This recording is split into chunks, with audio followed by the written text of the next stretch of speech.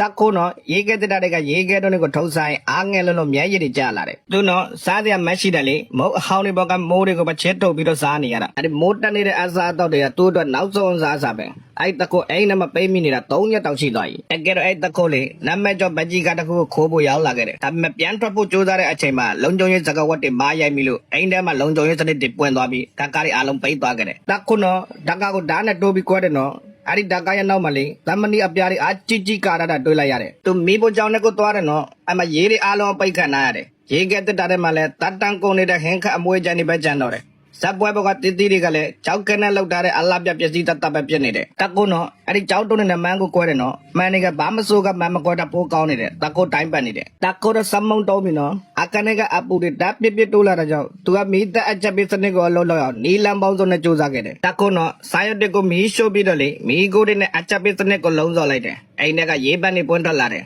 သူကတောက်တော့ရရှိခဲ့ပေမဲ့အိမ်တကလျက်စစ်ပစ္စည်းတွေအားလုံးတောက်ခိတာဖြစ်သွားတယ်တကွန်းတော့အိမ်တကပစ္စည်းတွေကိုလေကားလို့လုပ်ပြီးတော့အမိုးဘကနေထွက်ပြေးဖို့ကြိုးစားတယ်တကွန်းတော့ပန်းအုပ်တစ်လုံးကိုရိုက်ခွဲပြီးတော့ရာဇာနေဝင်မြန်မာလိုမျိုးလှုပ်ဝက်လိုက်တယ်တကွန်းတော့အပေါ်တက်ပြီးတော့ဒေါင်းတွေကိုဖဲလိုက်တာအထက်ကနတ်တွေပေါ်လာတယ်တကွန်းညံကောင်းနဲ့တော့တက်သားကိုဂွားလို့လှုပ်လိုက်တယ်ပြီးတော့အဲ့နတ်တွေအကောင်လုံးကိုဖြုတ်ပလိုက်တယ်ပြီးတော့နိုင်ရတဲ့ပုံမှာလေနောက်လည်းမလာတော့ဘူးလာလည်းမနောက်တော့ဘူးလို့ရေးပြီးတော့တကွန်းအပြင်ကိုပြန်ထွက်ခဲ့တယ်ငါနဲ့လည်းနာပြီ